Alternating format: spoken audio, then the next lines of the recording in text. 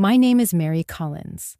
I am 72 years old, a retired school teacher, and a widow who has lived most of my life in Vero Beach, Florida. I always thought the hardest lessons were behind me. I had buried a husband I loved deeply, raised a son on my own, and saved carefully for the modest peace of my later years. But one afternoon, as the Florida sun burned white over the ocean, I learned that life was preparing one more lesson for me. A lesson that cut deeper than anything my classroom or my grief had ever taught. It began with a phone call. I had been waiting for my son, Andrew, to tell me when the wedding would be. He had promised to keep me informed. I pressed the phone to my ear, hopeful to hear his voice. But instead, it was her voice. Sabrina, his bride, cool and sweet like honey poured over poison. "Oh, we got married yesterday," she said with a smile I could hear, though I couldn't see her face. "Only VIPs were invited." Her words struck me like a slap in the dark. I stood in the middle of my living room, staring at the framed photograph of Andrew at 8 years old. In that picture, he had his arms wrapped around my neck after a school play, whispering, "Mom, you're my VIP."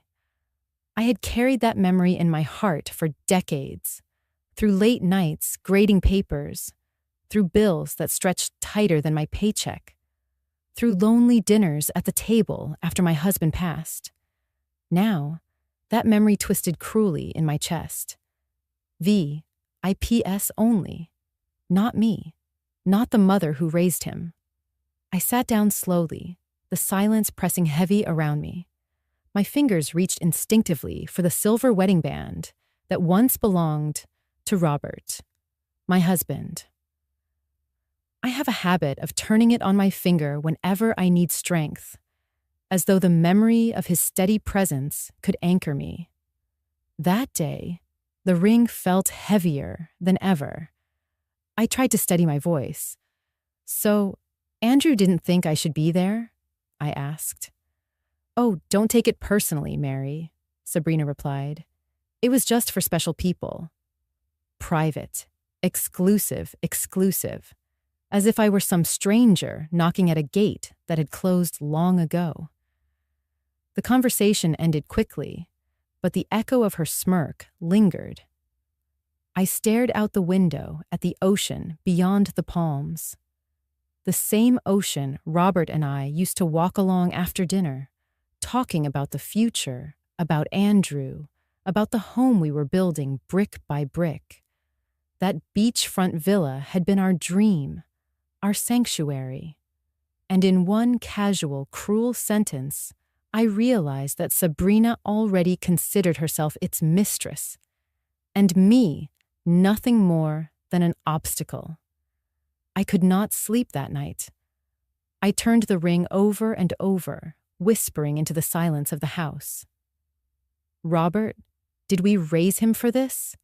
Did we teach him loyalty, just to have him handed away to someone who sees me as disposable? The walls did not answer, but I could almost hear the waves outside pounding like a warning.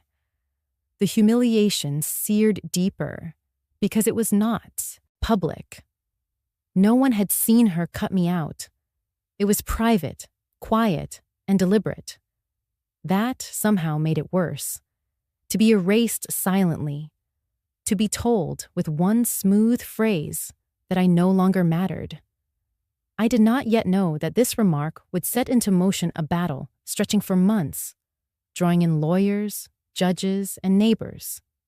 At that moment, all I knew was the ache in my chest and the strange clarity settling in my mind. A teacher's instinct. You cannot let a lie take root. Once planted, it grows. And Sabrina's lie was simple. Mary Collins is weak. Mary Collins is old. Mary Collins can be pushed aside. I would show her how wrong she was. Perhaps you have felt something similar. The sting of being told in words or silence, that you no longer count? What would you have done if the person saying it was family, and the prize was everything you had built with your own 2 hands? I did not have an answer that night. I only had my ring, my silence, and the memory of Andrew at 8 years old calling me his VIP. I held onto that memory as if it were a shield, not yet knowing it would one day become a weapon. 2 days passed after that bitter phone call, and I tried to carry on with my routines. I watered the hibiscus on the porch, walked along the sand as the sun rose over the Atlantic, and kept the house quiet with the radio humming soft jazz. But no matter what I did, the words lingered. Only VIPs were invited. It was as if Sabrina had tattooed them on the inside of my mind. I thought the worst had already come. I was wrong. The phone rang again on a humid afternoon. The air smelled of salt and sunscreen drifting in from the beach. When I saw Andrew's number, my heart leapt. Maybe, I thought, maybe my son would explain. Maybe he would soften the edges of what she had said. I answered quickly, but it was not Andrew's voice. It was hers again. "Hi, Mary," Sabrina said, cheerful in a way that felt sharpened like glass. "We're packed and ready." "Did you leave the keys to the villa on the counter for us?" I froze. The words hung in the air. Packed and ready. Keys to the villa. Our villa. My villa. Robert's and mine. The home we had spent years dreaming of, saving for, protecting.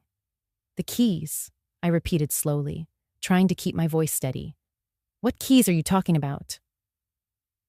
"The keys to the $3 million beachfront villa," she replied, as though discussing a rental car. "Andrew said you'd be generous." "We're ready to move in. The movers are lined up, and I already called the utility company to switch accounts." For a moment, I could not breathe. The audacity of it was staggering. She spoke as though the villa were already hers, as though my name had been erased from the deed, as though I had been erased from the family. I pressed the ring on my finger, twisting it hard. Robert's ring, the one that had steadied me when I buried him. I felt his silence in the room. "Didn't my lawyer warn you?" I asked, quietly. There was a pause on the line. Her confidence cracked just enough to reveal a tremor. "Lawyer?" she asked. "Yes," I said, letting the word fall like a stone into the silence. "Victor Hayes. You might have heard of him. He told me to be very clear with you. The villa is not yours. It is not Andrew's. And it will never be signed away with a phone call." For the first time, she did not answer immediately. I could almost hear her recalculating, reshaping her plan in the shadows. Then she laughed, light and dismissive. "Oh, Mary, no need to be dramatic. We're family. We'll work it out. You don't need lawyers between us." But she had already revealed her hand. She had already moved from excluding me from the wedding to attempting to claim the home Robert and I had built. It was no longer about humiliation. It was about power, about control, about possession. When I hung up, my hands shook. I placed the phone down and walked slowly to the window, watching the waves curl white against the shore. The beachfront shimmered under the Florida sun, beautiful and ruthless, just like Sabrina. I could feel the danger rising. Andrew never called me back. His silence was worse than her words. I imagined him standing beside her, letting her voice carry, letting her plans unfold, unable or unwilling to stop her. My son, once the boy who clung to my waist after a bad dream, was now a man who would not even lift a phone to defend me. That night, I opened the safe where Robert and I had kept our documents.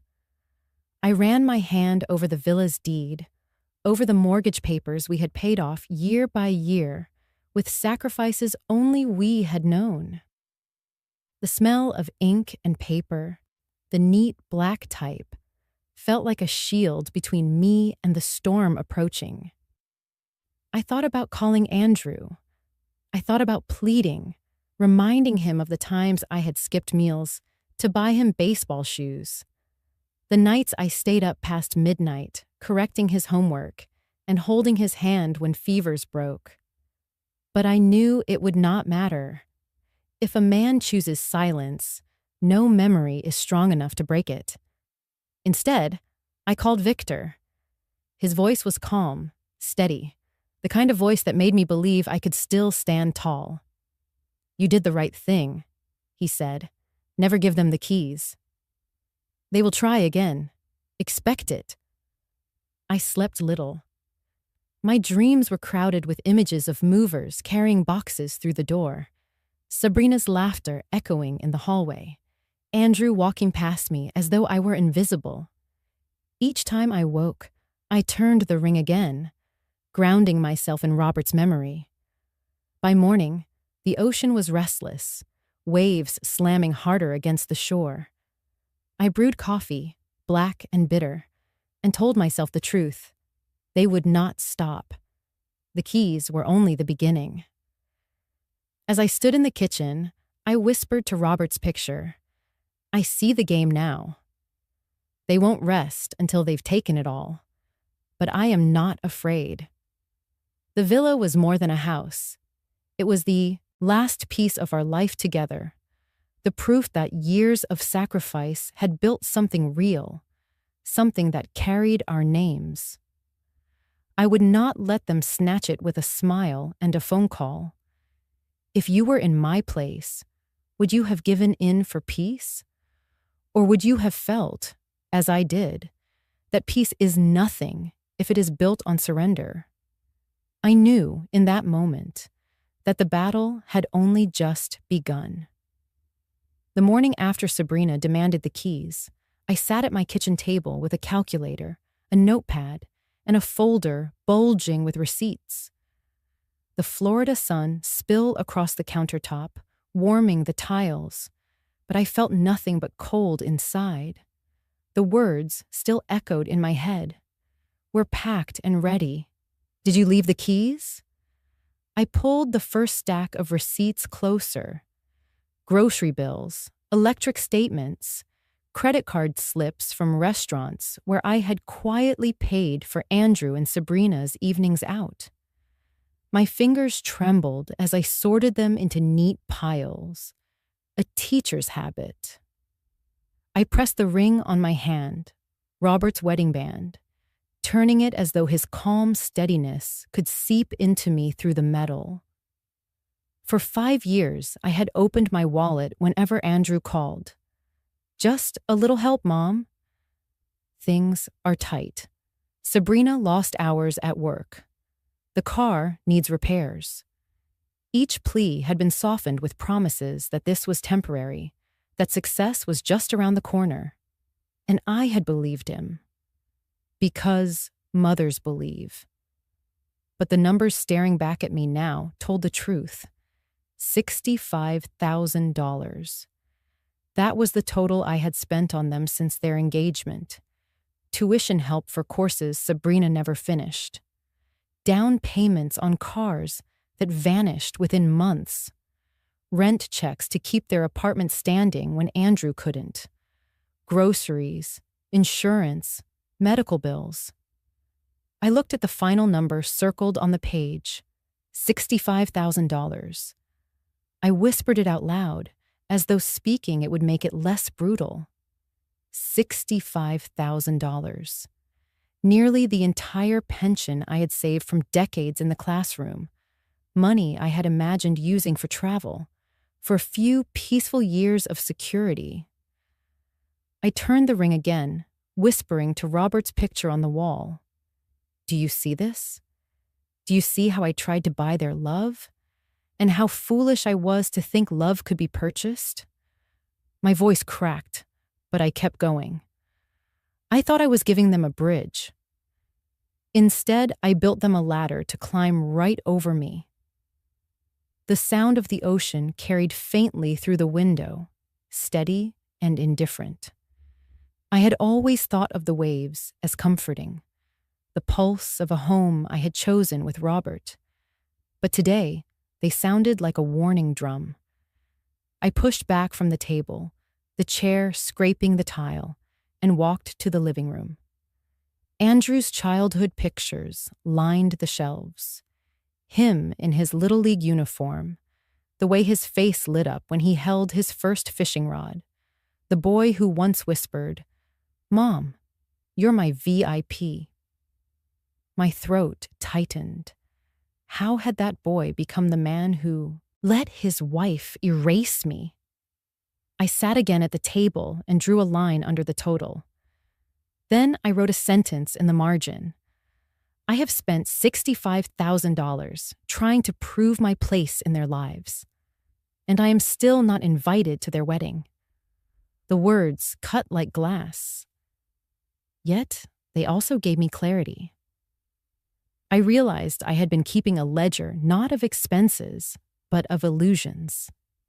Every check I had written was a hope that Andrew would remember who I was.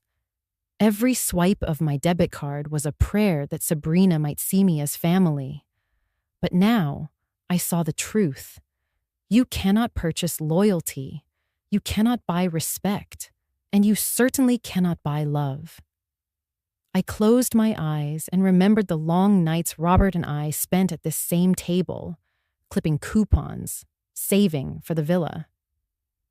We had pinched every penny to make our dream real. We had believed sacrifice was temporary, that it would lead to security and peace. But Andrew and Sabrina had turned that sacrifice into expectation, and now into entitlement.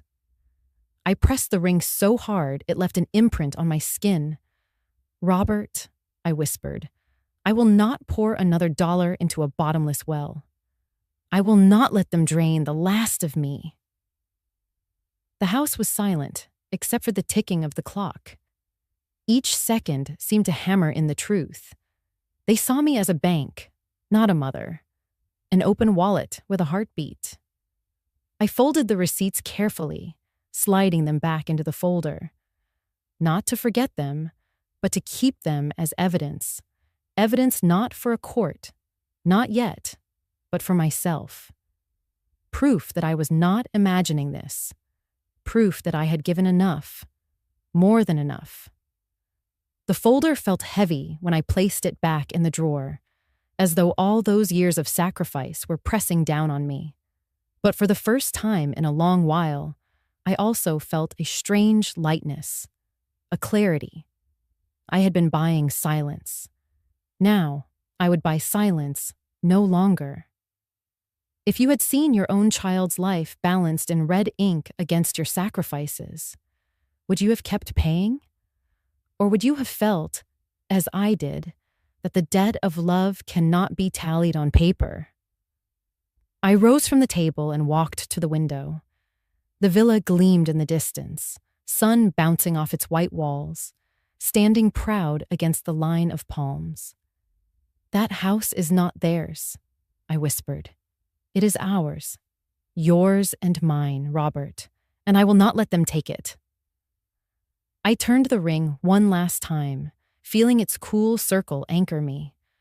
For the first time since Sabrina's smirk over the phone, I felt my back straighten.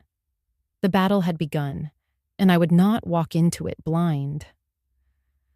The morning after I finished tallying the bitter cost of my generosity, I dressed carefully in a navy blouse and slacks, tied my hair back, and drove into town.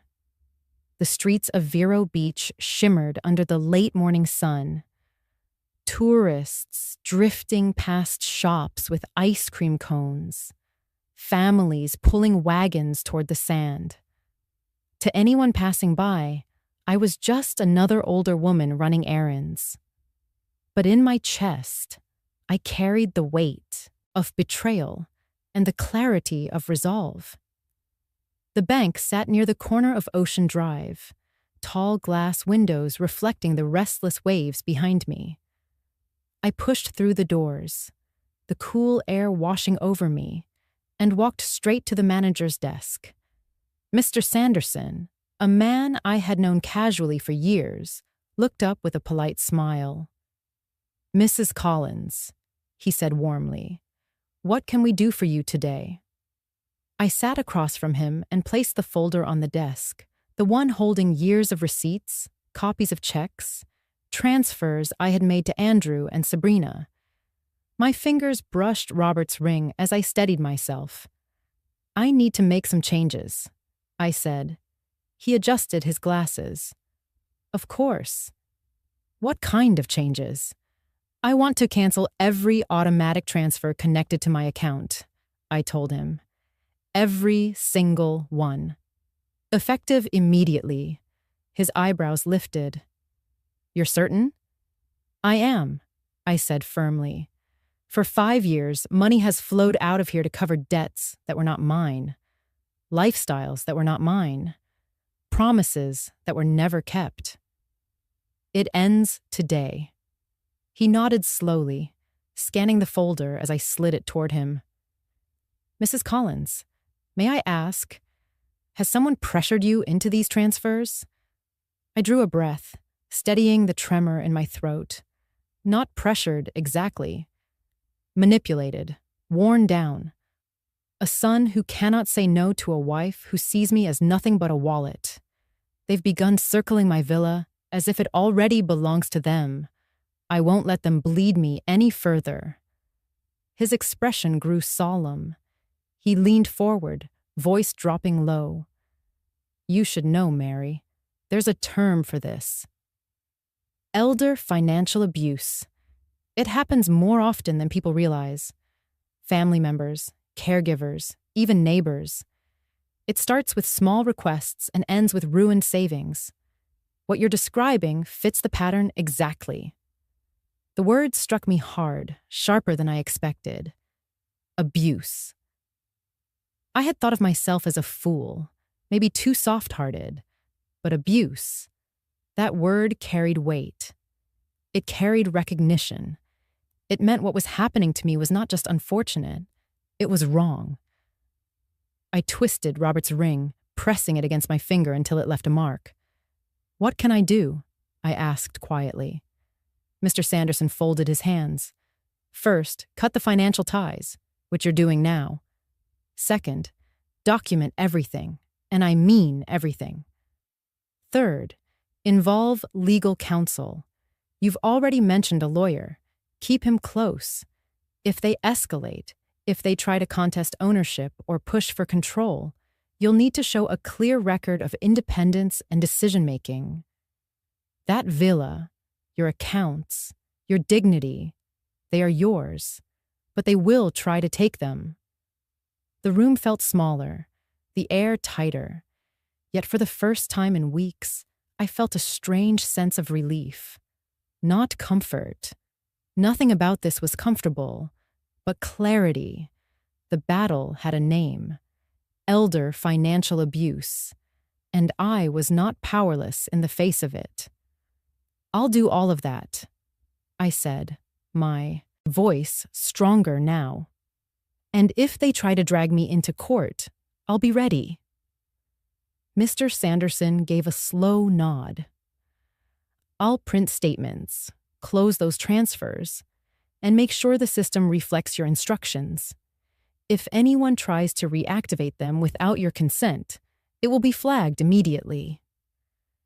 You have allies here, Mrs. Collins. Don't forget that I left the bank with a small folder of documents tucked under my arm." The Florida sun was blinding as I stepped back onto Ocean Drive, but it felt different now. Less like heat pressing down and more like light cutting through shadows. Driving home, I glanced at the ocean waves pounding the shore. For the first time, I recognized the rhythm for what it was. Not just beauty, but warning. Robert and I had built our home against that backdrop, believing in its peace. Now it seemed to whisper to me, "Stand firm, hold the line, because storms are coming." At home, I spread the bank papers across the dining table. Receipts, statements, notes I had scribbled with shaking hands. I studied each line, each transaction. Together they painted a picture, not of generosity, but of erosion, a slow wearing away of my independence.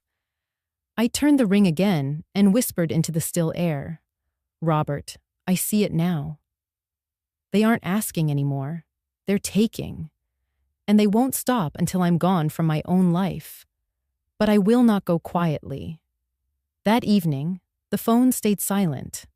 No apology from Andrew, no gloating from Sabrina, only the steady hum of the refrigerator and the distant crash of the ocean. I carried the silence like armor. Would you have recognized it sooner if it had been you? Or would you, like me, have believed too long that family could not wound you this way? As the night fell and the villa's white walls glowed faintly in the moonlight, I knew one thing with absolute certainty. If they could not bleed me dry through the bank, they would come at me another way. And when they did, I would be waiting.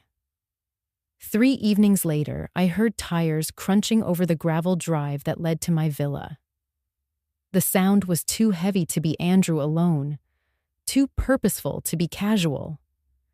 I had just brewed chamomile tea, hoping for a quiet night, but my stomach clenched as the headlights swept across the windows. I stood at the threshold, my fingers twisting Robert's ring, when the doorbell rang sharp and insistent. When I opened the door, Andrew was standing there, shoulders hunched, eyes darting. Beside him, Sabrina radiated the kind of confidence that only comes from rehearsed control. And behind them stood a man in a tailored suit I recognized from the bar association meetings Robert used to attend. Gavin Hunt, a lawyer with a reputation for winning ugly. "Evening, Mary," Gavin said smoothly, stepping forward without waiting for an invitation. "We just need a few signatures from you to straighten out some legal matters. Nothing serious." Sabrina's smile was thin. "It's really for your own good, Mary. This way, Andrew can help manage the property. Less stress for you."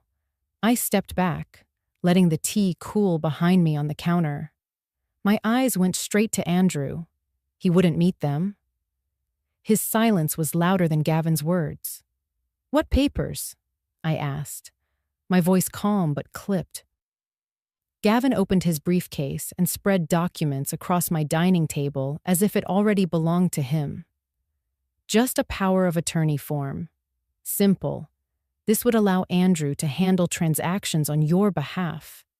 You wouldn't have to bother with banks or taxes anymore. Convenient, really convenient." The word burned in my ears. Convenient for whom? For the woman who excluded me from the wedding? For the son too weak to stand between me and her ambition? I pressed Robert's ring hard, turning it until the skin reddened. "And what happens if I refuse?" Gavin gave a sympathetic smile, the kind lawyers wear like armor. "Well, refusal can sometimes be interpreted as confusion. Resistance, if you will. If you're not able to make these decisions easily, the court could appoint someone else to step in. Guardianship, perhaps. None of us want that, do we?" Guardianship. The word cut through the air like ice. In a single sentence, he had unveiled the real threat, not just taking my villa, but declaring me unfit, stripping me of control over my own life. I glanced again at Andrew. His lips parted as if to speak, but he said nothing. He stood by while his wife and her lawyer tried to erase me in my own kitchen. "You expect me to sign away my independence?" I asked softly. "Don't think of it that way," Sabrina said, her voice slick as oil. Think of it as family looking out for you. You'll thank us later when you don't have to worry about bills or paperwork. Her hand brushed the edge of the deed folder lying nearby, as though she already owned it.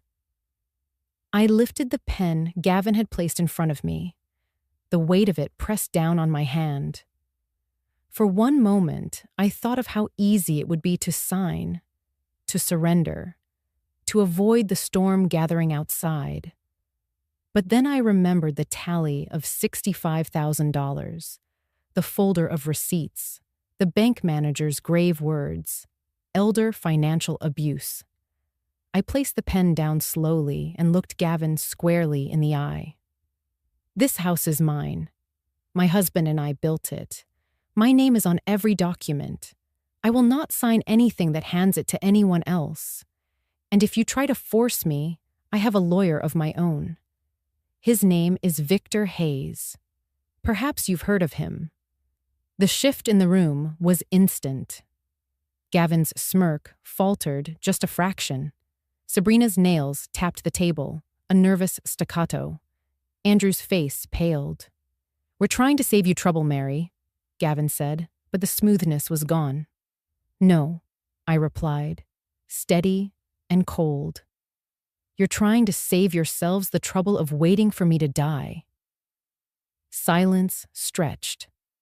The waves outside beat against the shore, steady as a drumline. Finally, Gavin collected the papers with a sharp motion, sliding them back into his briefcase. "We'll see what the court has to say then." Sabrina leaned closer, her perfume cloying, her whisper like venom. "You're making a mistake. You can't fight us forever." I turned the ring on my finger and whispered back, "Watch me." They left without another word, the sound of their car receding into the night. I stood in the doorway long after the taillights disappeared, the salt wind stinging my eyes. My son had stood in my home and let a stranger threaten to strip me of everything. And he had said nothing. I walked back to the table and sat heavily, the untouched tea still warm. I stared at the empty space where the papers had been, as though ghosts of signatures hovered there. My hand reached for Robert's picture on the shelf. "They want to plant seeds of doubt," I whispered, "but I will not let them grow." Would you have signed just to keep the peace? Or would you, like me, have felt that some battles must be fought, no matter the cost? I knew then that they had sown the first seeds of a legal war, and I was already preparing to fight. The morning after their visit, I woke with a knot in my stomach. I hadn't slept more than a few hours.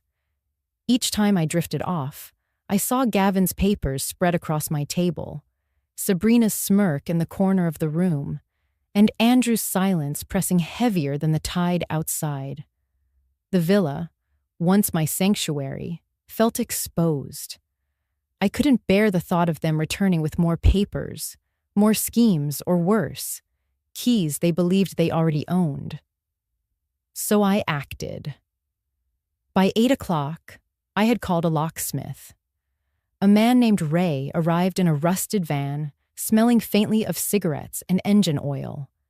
He was younger than I expected, maybe late 30s, with strong hands that moved confidently over his tools.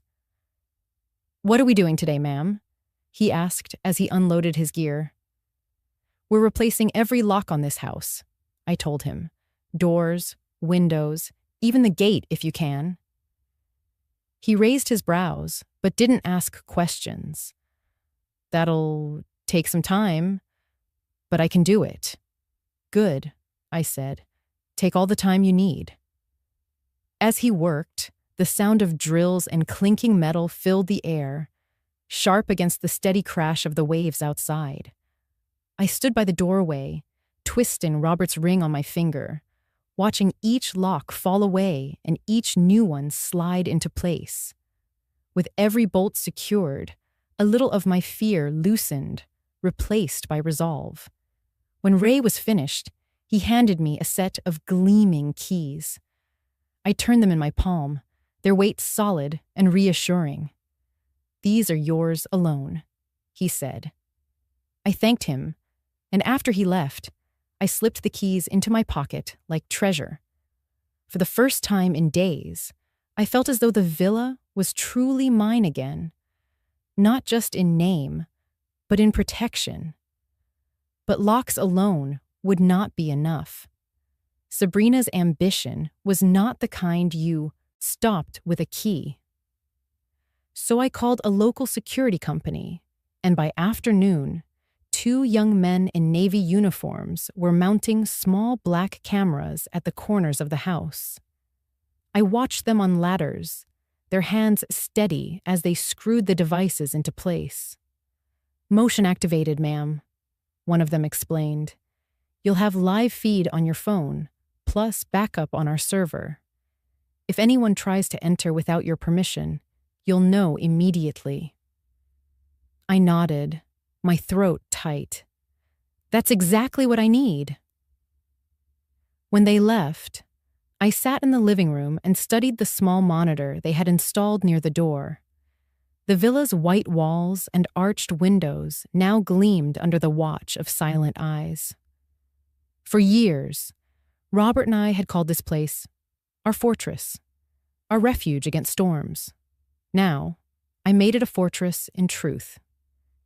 As evening fell, I walked through the house, turning on lights in every room, testing each new lock, pressing the cool keys into each door. The villa glowed like a beacon on the beachfront, standing proud against the darkness.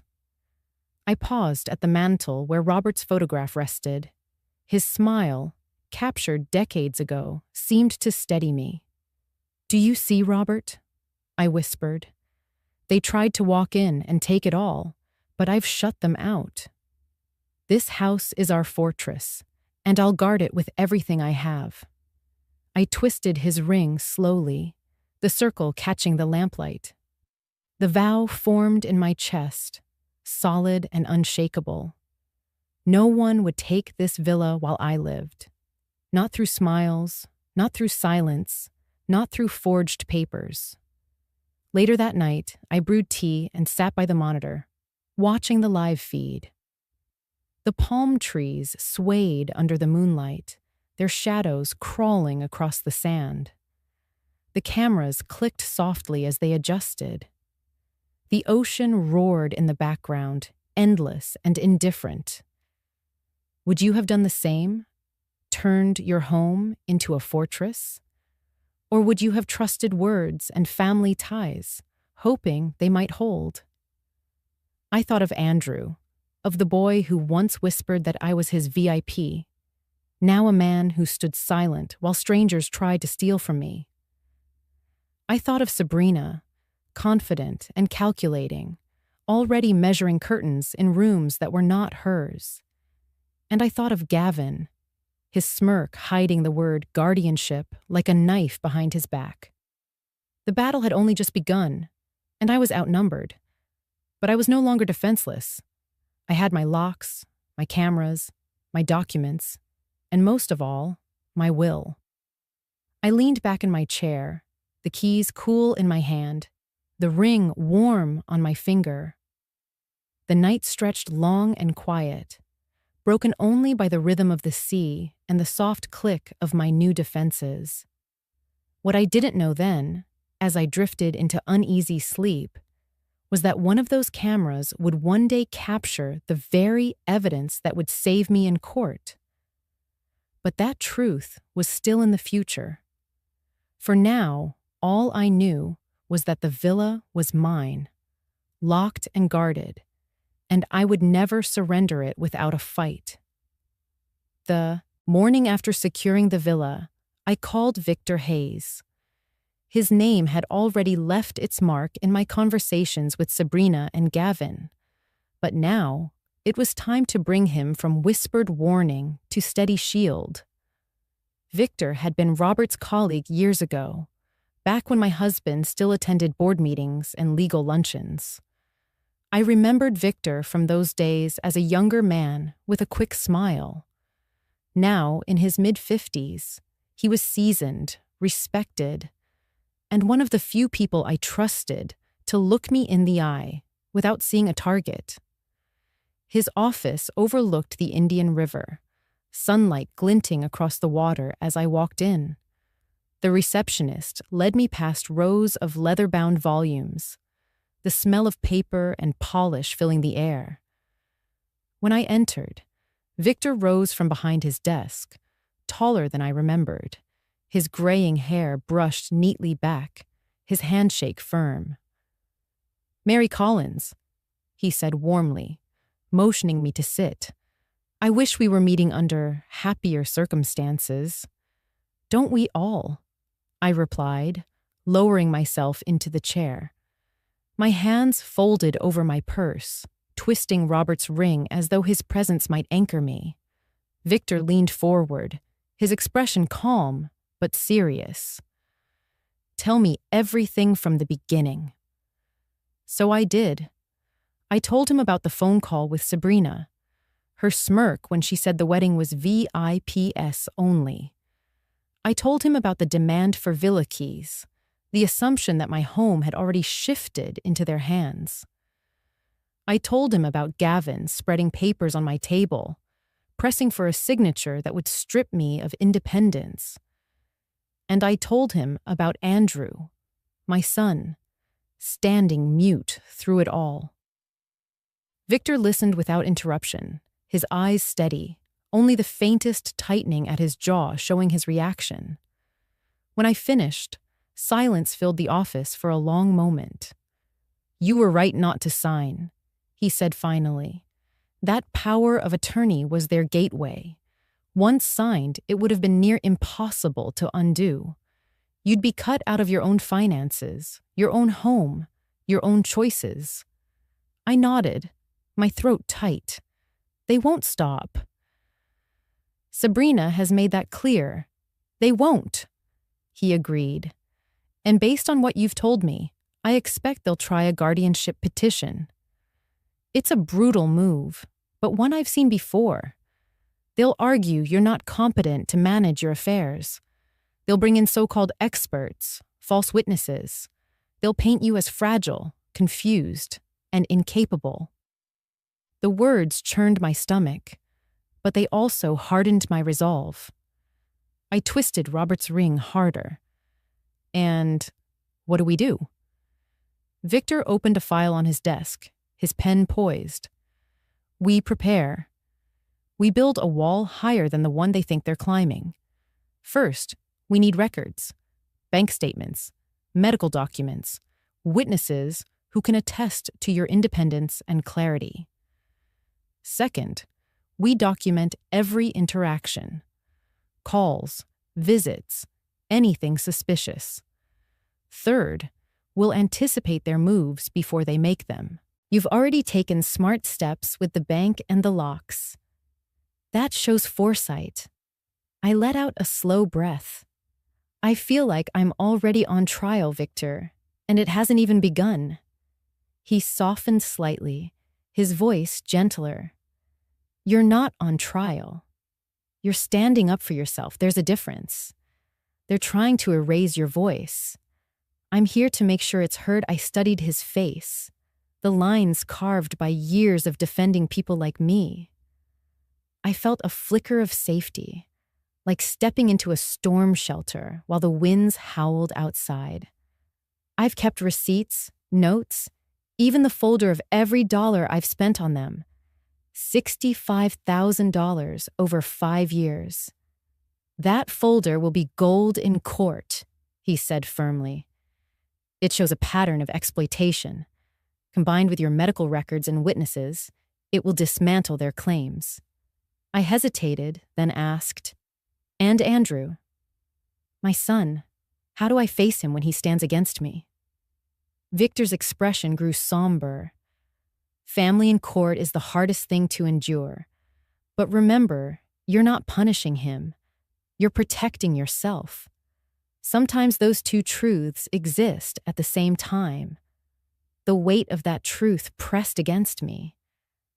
I looked out the window at the shimmering water. Robert always said the villa was our legacy. I promised him I'd protect it, and I will.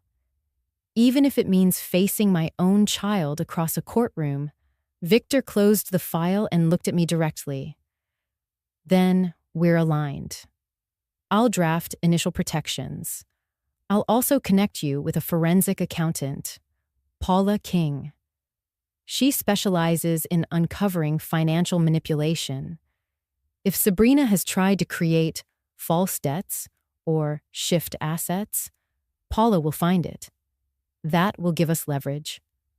The name settled in my mind like a stone in place. Paula King.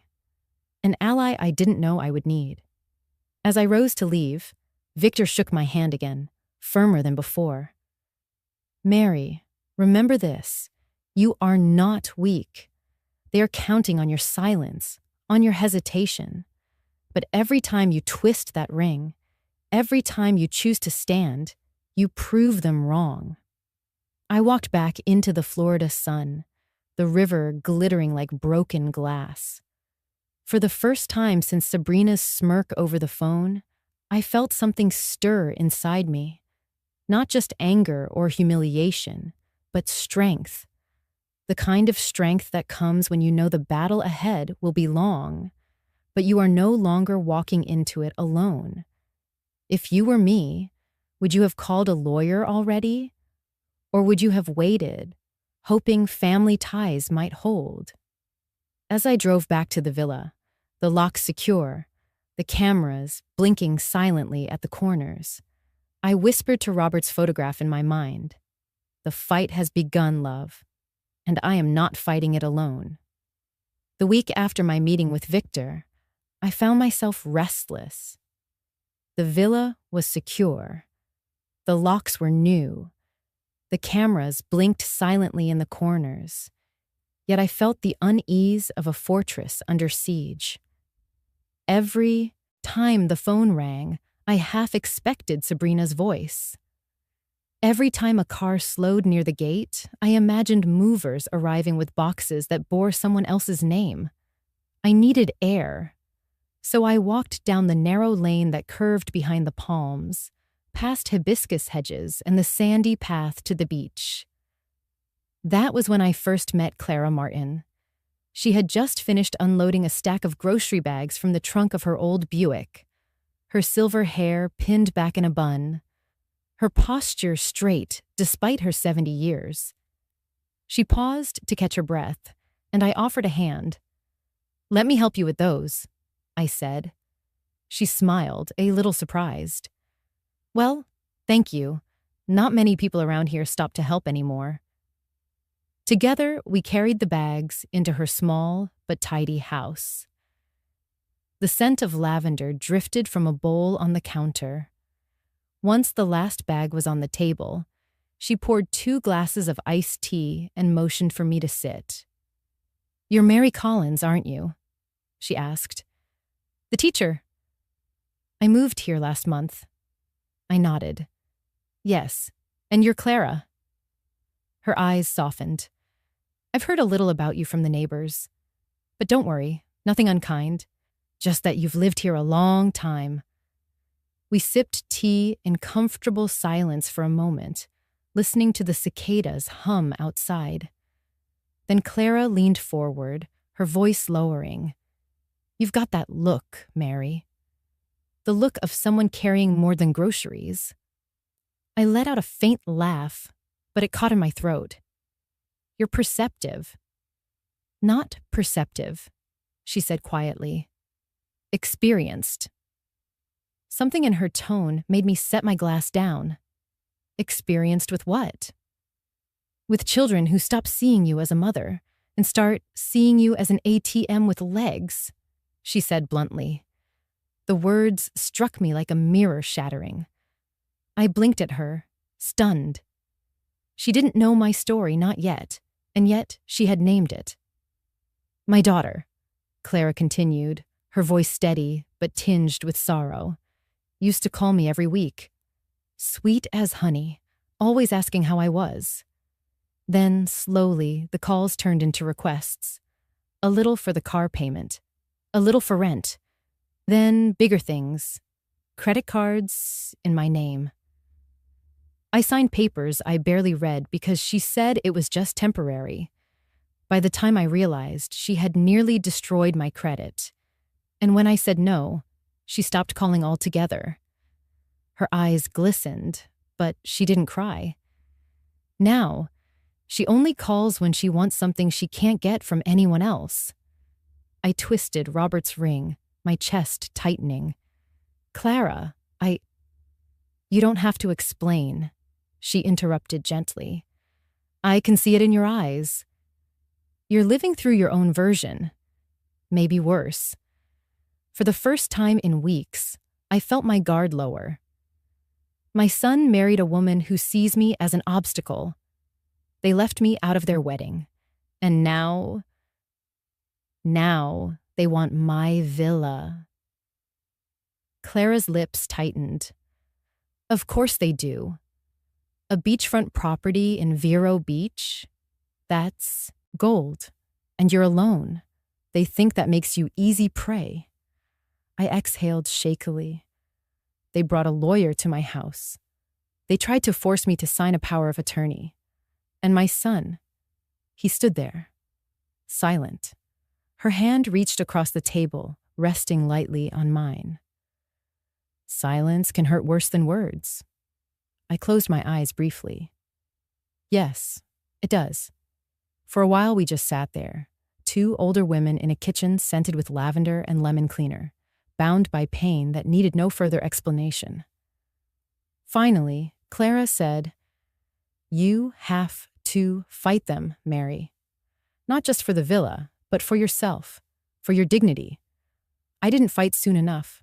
By the time I tried, so much damage had been done. Don't make my mistake. I met her gaze. I already have a lawyer. Victor Hayes. He's helping me prepare. She nodded approvingly. Good. And if you need a neighbor to stand beside you, you've got one. I may not have wealth, but I have my story. And sometimes that's enough. Her words sank deep, steadier than the iced tea in my hands. For weeks, I had felt isolated in my struggle, as if I were the only mother betrayed by the very child she had raised. But now, across the table, sat proof that I was not alone.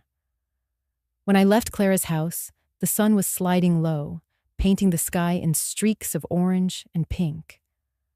I walked slowly back toward the villa, the surf whispering against the shore. Each step felt less solitary than before. Would you have told a stranger your pain? Or would you have held it close, afraid of judgment? I had feared silence, but in breaking it, I had found something unexpected: solidarity. That night, I stood on my porch watching the moon rise. I twisted Robert's ring and whispered into the dark, "I'm not the only one. And that means I can endure." The cameras blinked red, the locks clicked firm, and for the first time since Sabrina's cruel smile, I felt less like prey and more like a fighter gathering allies. A few days later, Clara invited me to join her at the local garden club. At first, I hesitated. I hadn't been to a social gathering in months, not since the storm of Sabrina's phone calls, and Gavin's papers had begun circling my life. But Clara insisted, her voice gentle but firm. "You need more than lawyers, Mary. You need women around you who know what it feels like to start over." So I went. The club met on a shaded patio behind the community center, where bougainvillea spilled pink and purple over white trellises. Folding chairs circled a table piled with seed packets, gardening gloves, pitchers of iced lemonade, and plates of cookies baked by steady hands. There were about a dozen women, most in their 60s and 70s, some widowed, some divorced, some simply carrying the wear of years. They welcomed me with easy smiles, offering me a glass of lemonade and a place at the table. I sat between Clara and a woman named Ruth, who wore a wide-brimmed straw hat and smelled faintly of roses. Conversation flowed like water about soil, pests, favorite blooms, but soon turned deeper. Ruth set down her glass and said quietly, "Gardening is about boundaries. You put up fences, you pull weeds, you choose what you allow to grow. If you don't, something invasive takes over." The women nodded, and I felt the truth of it pulse inside me. I twisted Robert's ring, thinking of Sabrina's smile and Gavin's warnings, of Andrew's silence that had grown like a weed in my heart. Clara glanced at me, then spoke. "Mary's learning this lesson in her own way right now." All eyes turned to me, gentle but curious. I hesitated, then breathed out. "My daughter-in-law has decided my villa belongs to her." She brought a lawyer into my home, tried to get me to sign papers. My son stood beside her and said nothing. The silence that followed wasn't judgmental. It was knowing. Too knowing.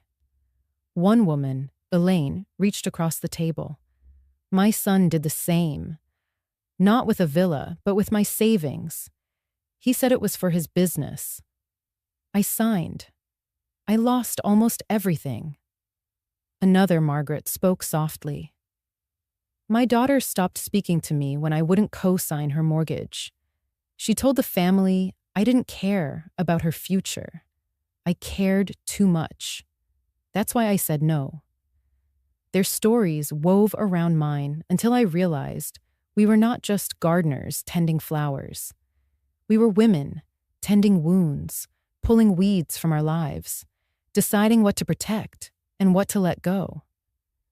Ruth smiled gently. "Planting is hope, Mary. But it's also discipline. You put roots where they belong, not where others demand. You decide what thrives. And sometimes you dig out what threatens to choke the whole garden." The metaphor sank deep. I imagined Sabrina as a creeping vine, wrapping tighter each season until nothing of me remained. I imagined Andrew as soil gone fallow, once fertile with love, now dry and barren under neglect. And I imagined myself as the gardener, hands in the dirt, deciding what stayed and what was pulled out. I pressed Robert's ring, the cool circle warm under my skin. "I think I've been afraid to pull weeds," I admitted, afraid of being alone in an empty garden. But maybe an empty garden is better than one strangled by what doesn't belong. The women nodded. Clara's smile reached her eyes. As the meeting ended, we walked to the flower beds behind the patio. Each woman knelt in the dirt, placing seeds into the soil, covering them with careful hands. I followed, planting a packet of zinnias Ruth had given me. My fingers pressed the earth, firm but gentle, and for the first time in weeks, I felt something stir that wasn't fear or humiliation. It was possibility. When we stood, dirt under our nails, the beds looked bare. Yet I knew, as every gardener does, that beneath the surface, life was waiting to push through. Clara patted my arm. "When they bloom, you'll remember this day. You'll remember that you chose what grows." That night, back at the villa, I walked the porch with the salt air brushing my face. The cameras blinked, the locks clicked, and the ocean roared steady and wild. But in my heart, I held the image of seeds tucked into soil, waiting. Would you have planted those seeds if you were me? Or would you have turned away, too weary to believe anything new could bloom? I looked at Robert's photograph and whispered, "I am planting boundaries now. I am planting strength. And one day soon, when the flowers rise, I will see proof that I can still choose what grows in my life." A few afternoons after the garden club meeting, I noticed David Foster walking across the lawn toward his own property. David was a neighbor, younger than Andrew by just a couple of years, and worked as a realtor in town. Robert and I had shared friendly barbecues with his family once upon a time, though we'd drifted apart in recent years. Since Sabrina had come into my life, I'd seen David more often, usually standing at the fence line with a wary look, as though carrying secrets he couldn't share. That day, I found out why. I was pruning the hibiscus near the porch when Sabrina's sleek car rolled into his driveway. She stepped out in a tailored dress, sunglasses perched on her head like a crown. She moved with the confidence of someone who already believed the world bent to her will. I crouched low behind the hedge, watching her stride up to David's door. He came out moments later, his hair slightly disheveled, holding a stack of papers. His posture told me everything. He looked cornered, uneasy. "David," she purred, her voice carrying in the salt air. "You're the best realtor in this town. Everyone knows it. And you're also Andrew's friend. You want to help family, don't you?" He shifted on his feet. "Depends on what kind of help we're talking about." Sabrina tilted her head, smiling as though she already had him caught. "You'll tell the court what you've seen. That Mary is struggling, forgetful, that she's not managing the villa as well as she used to. It won't even be lying. She lives alone, she's elderly, and, well, you can fill in the rest." I froze. Her words slid over me like ice water. She was recruiting my own neighbor, buying his testimony like he was just another property in her portfolio. David's jaw tightened. "Sabrina, that's a serious thing to ask." "It's not serious, it's family," she countered, her tone sharper now. "Besides, think of the opportunities. When the villa's finally under Andrew's name, you'll be the one we list it with if we decide to sell. $3 million, David. Imagine the commission." The silence that followed was heavy. I could see him weighing the numbers in his head, the temptation battling with decency. "I don't know," he muttered, his voice low. Sabrina stepped closer, her heels clicking against the stone. "Don't know? Or don't? Want to admit you've been hoping for a break like this? You help us, and you'll be repaid. Generously. Everyone wins. And no one will ever know the difference." I twisted Robert's ring on my finger, the pressure grounding me. It was one thing for Sabrina to sneer over the phone, another to push papers across my own table. But this was darker.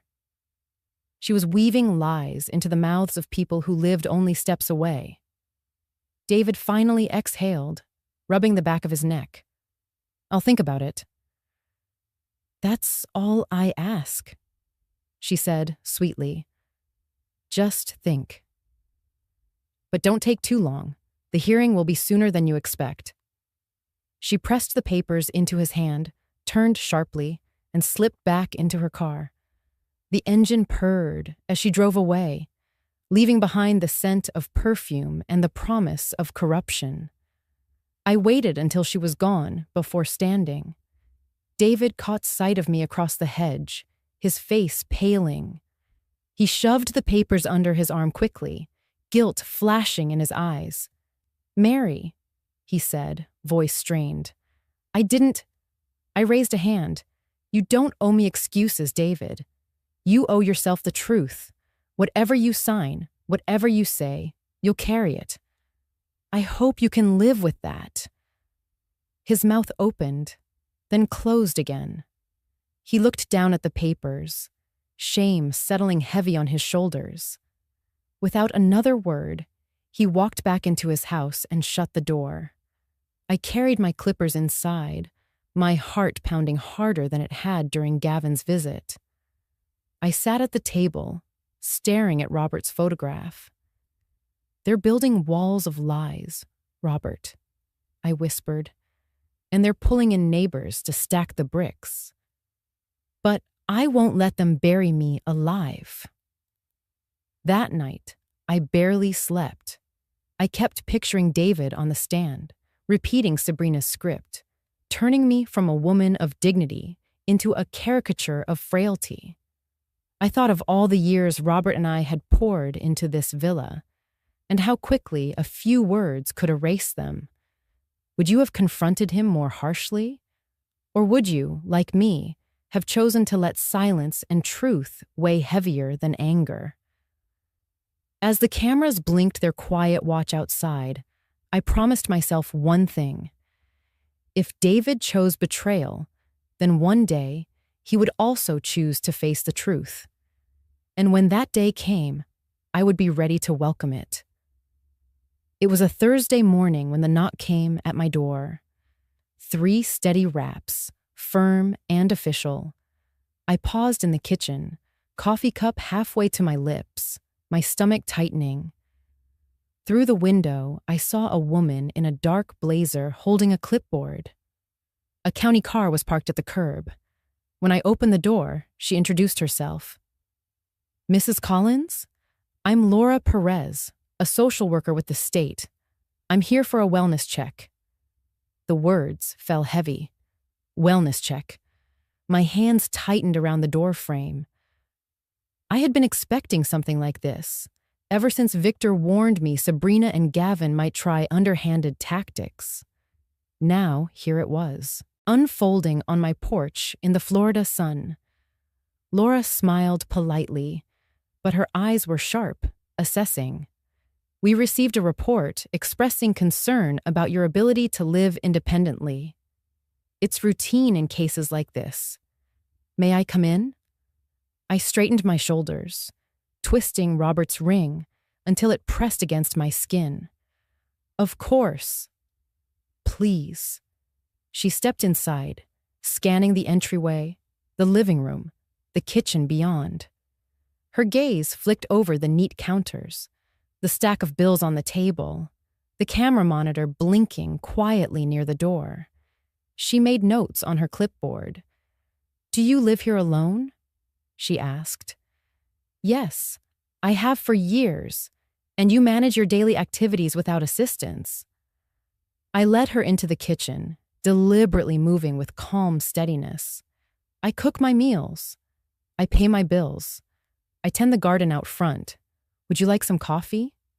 "It's fresh." She hesitated, then nodded. I poured her a cup, my hands steady, deliberate. She watched closely, but I made sure every motion was clear, competent. I had spent my life teaching children that demonstration mattered more than explanation. Now I was teaching again, showing her who I was, not who Sabrina claimed me to be. Laura asked more questions. Did I drive? Yes. I held up my license, renewed last spring. Did I have medical support? Yes. I told her about Nurse Elaine, who still checked in from time to time. Did I understand my finances? I opened the folder Victor had encouraged me to keep. Receipts, statements, notes, all in order. As I spoke, the doorbell rang again. My heart lurched. Through the glass, I saw Victor's tall frame. Relief washed over me. Perfect timing, I said as I let him in. Victor shook Laura's hand with professional calm. I'm Mrs. Collins's attorney. I'd like to sit in on this check. Laura didn't protest. She took a seat at the kitchen table while I laid out my documents. Victor added context, pointing out the automatic transfers I had canceled, the cameras I had installed, the steps I had taken to protect myself. Laura listened, her pen moving steadily. She asked me to read a short paragraph from a pamphlet, to recall 3 words after a few minutes had passed. Simple memory checks. I did them without hesitation, my voice firm, my mind clear. When she asked if I ever felt unsafe, I looked her straight in the eye. Yes, unsafe from my daughter-in-law and from my son's silence. They want my villa. They want control. But I am not confused. I am not incapable. I know exactly what is happening to me. For a moment, Laura's eyes softened. She nodded slowly, scribbling something on her form. Thank you, Mrs. Collins. I can see you're lucid, articulate, and in full control of your affairs. I'll file my report accordingly. Relief loosened the knot in my chest. I twisted Robert's ring, feeling the circle like a shield. As Laura rose to leave, she paused. I see families try this more often than I wish. I did. Sometimes the elders don't have anyone to back them up. You're fortunate to have legal support. I know, I said, glancing at Victor, and I intend to use it. After she left, Victor stayed behind, his expression grave. That was a warning shot, he said. They wanted to see if they could build a case for incompetence. Laura's report will block them, at least for now, but they won't stop. Expect more. I exhaled, my shoulders sagging with both relief and dread. They'll keep coming. Yes, he said simply. But now we know their tactics. And every failed attempt strengthens our position. That evening, I sat on the porch with the ocean breeze brushing my face. The villa stood secure around me, the cameras blinking their quiet watch, the locks holding fast. For the first time in days, I allowed myself a slow smile. Would you have felt comfort in passing a test like that? Or would you have resented having to prove your worth in your own home? As I turned Robert's ring under the fading sky, I whispered, "They tried to call me weak, but I am stronger than they will ever understand." The morning after Laura's wellness check, I called Elaine. She had been Robert's nurse during his final months, and in the years since his passing, she had remained a quiet presence in my life. Elaine was the kind of woman who carried steadiness like a lantern. Her voice on the phone was warm, practical, never pitying. "Mary," she said, "of course I'll come by. This afternoon work for you?" When she arrived, she carried her old leather bag and the faint scent of lavender hand cream. She hugged me gently at the door, then stepped back to look me over. "You look good. Tired, maybe, but strong." I smiled faintly. Strong is a performance some days. We settled at the dining table where so many of my recent battles had begun. I set out tea, but she waved it off. "Let me take your vitals first. Then we'll talk." Her hands moved with practiced ease, cuff around my arm, stethoscope cool against my skin. She asked about my sleep, my diet, my daily routines. I answered honestly. I drove myself to the market, cooked my own meals, walked on the beach most mornings. She nodded, jotting notes on a small pad. "You're managing fine," she said firmly. "Better than some women 10 years younger. Anyone who says otherwise is either misinformed or lying." I twisted Robert's ring and exhaled. They've already tried to paint me as incapable. They sent a lawyer with papers. They even triggered a wellness check. Her mouth tightened. Guardianship petitions often lean on manufactured medical opinions. They'll hire doctors who never met you, who will write whatever their client wants. But I can counter that. I've known you for years. I cared for Robert. I've watched you live independently since. My testimony carries weight. Her words steadied me like a hand on my back.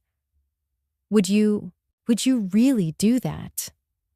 "Of course," she said without hesitation.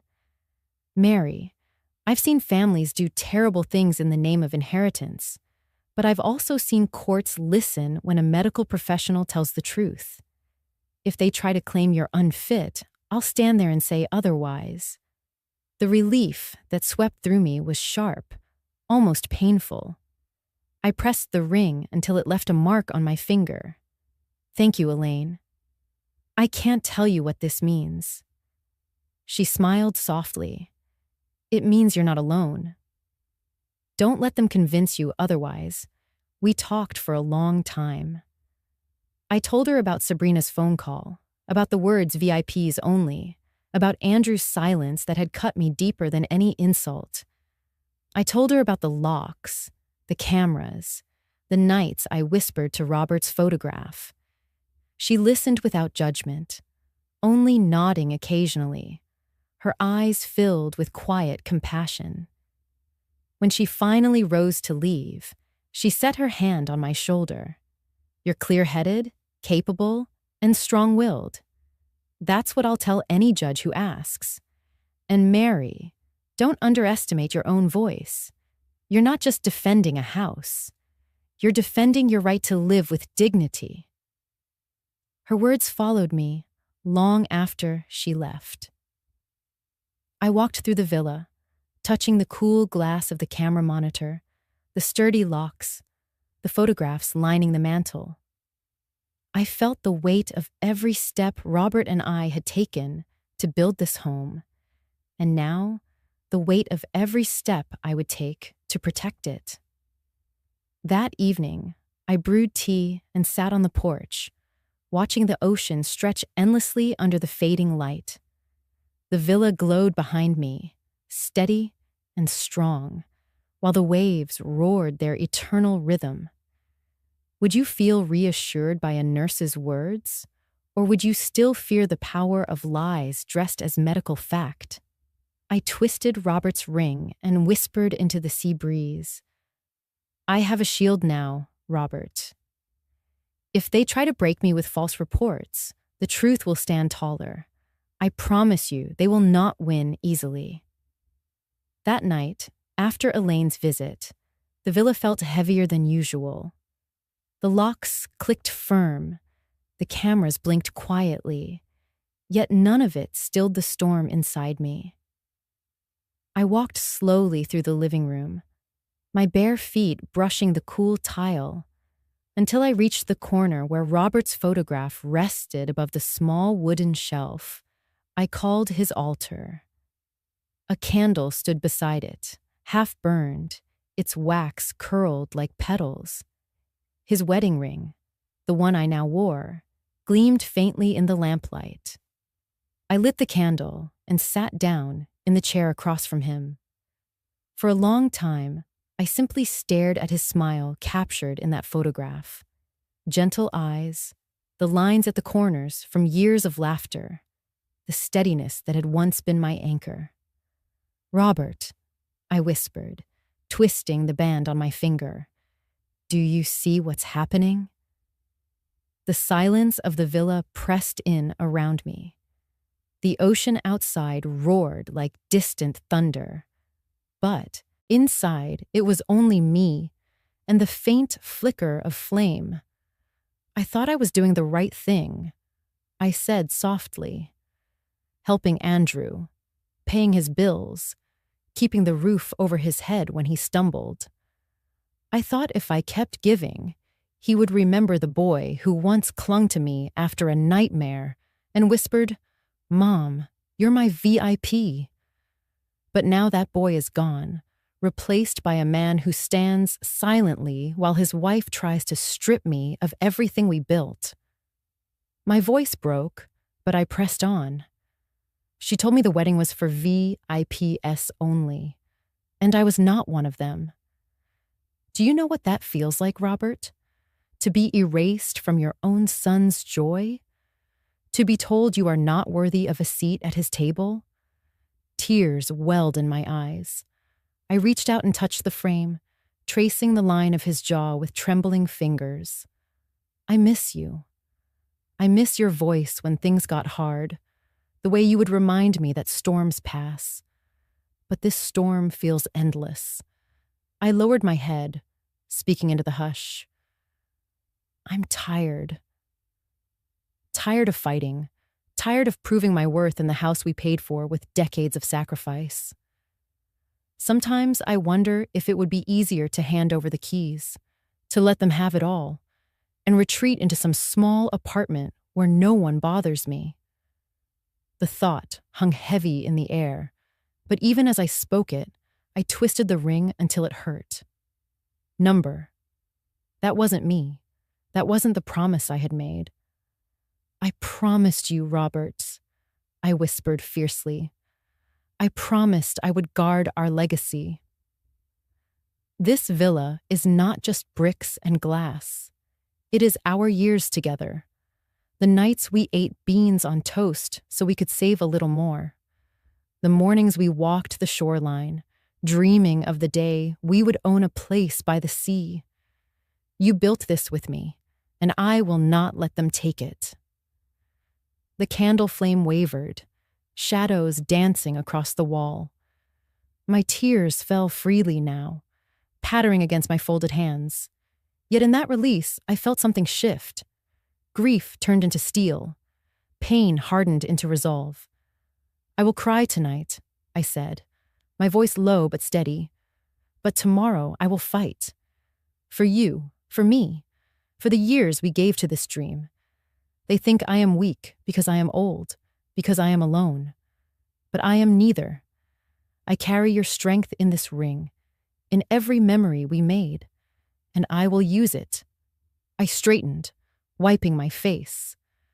I looked directly into Robert's eyes in the photograph, and for a moment, I imagined he looked back, silent but approving. Would you have given up if you were me? Or would you, like me, feel the weight of vows and decide some things cannot be surrendered? I let the candle burn low, the flame steady despite the drafts of the night. Then I placed my hand flat on the table beside his picture. Robert, I will not let them win. I will not let them erase me. And when I stand in court, I will carry you with me. They will see I am not broken. They will see I am not alone. The villa settled into silence, the ocean beating like a drum outside. And in that silence, my resolve crystallized. I would not bend, not now, not ever. The morning after my tearful vigil at Robert's altar, Victor called. His voice was brisk but steady. Mary, I want you to meet someone. Her name is Paula King. She's a forensic accountant I've worked with before. If Sabrina and Andrew have been manipulating finances, Paula will uncover it. She's relentless. A few days later, Paula arrived at the villa carrying a slim laptop bag and a stack of folders. She was in her late 40s, tall, with sharp eyes that missed nothing. She introduced herself with a firm handshake and a smile that held both warmth and precision. Mrs. Collins, she said, setting her bag on the table. I understand you've been through quite a storm. My job is to find the paper trail they don't want us to see. Numbers tell stories people try to hide. Her words were like cool water after weeks of fire. I gestured for her to sit. You'll find plenty of numbers here. Receipts, transfers, withdrawals. I kept everything together. We spread documents across the dining table, the same table where Gavin had once tried to corner me with papers of his own. This time, the papers were weapons for my defense. Paula scanned them quickly, fingers moving over the keyboard as she built spreadsheets, graphs, and timelines. Look here, she said, pointing to a column of bank transfers. The amounts aren't random. They're staggered in patterns. First small withdrawals, then larger ones, then a pause, then another cycle. Classic conditioning. They test the waters, push further, retreat, then push again. I twisted Robert's ring, my heart sinking. So I wasn't imagining it. No, she said firmly. You were groomed. They escalated their demands in waves, always just enough so you wouldn't say no. It's intentional and dangerous. She pulled another set of papers closer. And this, credit card charges. Did you authorize these furniture purchases in Miami? I shook my head. No, I've never shopped in Miami. Her lips pressed thin. Then Sabrina used your card. The signature is forged, though clumsily. Once we compare it against verified samples, it will be obvious. I felt my pulse quicken. Can this stand in court? It can, Paula replied. Judges don't like patterns of exploitation, especially when the victim is a widow who's been financially responsible all her life. Your history of steady payments, your pension records, your independence, those are the baseline. These charges are outliers. They scream manipulation. We worked for hours, the sun shifting across the windows as Paula unearthed more threads. She found utilities briefly switched into Andrew's name, only to be transferred back when he couldn't keep up payments. She found small loans tied to my Social Security number, loans I had never signed for. They're building a picture, Paula said, typing rapidly. They want to show debt, mismanagement, instability. That way they can argue you need a guardian. But in reality, the debt is theirs. They're planting weeds in your garden and hoping the judge won't notice who scattered the seeds. Her metaphor pierced me. I remembered Ruth's words at the garden club. If you don't pull the weeds, something invasive takes over. Now Paula was handing me the tools to rip them out by the root. I leaned back, exhausted but steadier than I had been in weeks. Robert and I sacrificed so much to build this home, and now they're trying to paint me as reckless, irresponsible. It's unbearable. Paula closed her laptop and met my eyes. That's why you need people like me. They can spin words, but numbers don't lie. Once I compile this report, it'll be hard for them to argue otherwise. I felt tears sting. But this time, they weren't from despair. They were from relief. Thank you, Paula. You've given me something I didn't have before. Proof. She smiled gently. Keep twisting that ring, Mrs. Collins. It's not just memory you're holding on to. It's strength. And soon, it will be justice. After she left, I gathered the papers into neat piles, my hands trembling but purposeful. For the first time, the villa felt less like a besieged fortress and more like a command post. I wasn't just waiting for the next attack. I was preparing. Would you feel the same? That evidence, plain and undeniable, is sometimes more comforting than promises. As I walked to Robert's altar that evening, I set one of Paula's folders beside his photograph. Robert, I whispered, I have a new ally now. She found the cracks in their lies. She found the trail they thought was hidden. And with it, I will fight for us. The candle flickered. The ocean roared beyond the walls. And for the first time in many nights, I felt the faint stirrings of hope. It happened on a sweltering Monday morning.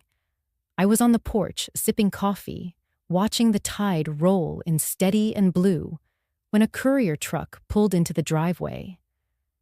The man who stepped out wore a crisp uniform and carried a thick envelope. He checked the name before handing it over. Mrs. Mary Collins? Yes, I said, though my throat tightened. Consider yourself served.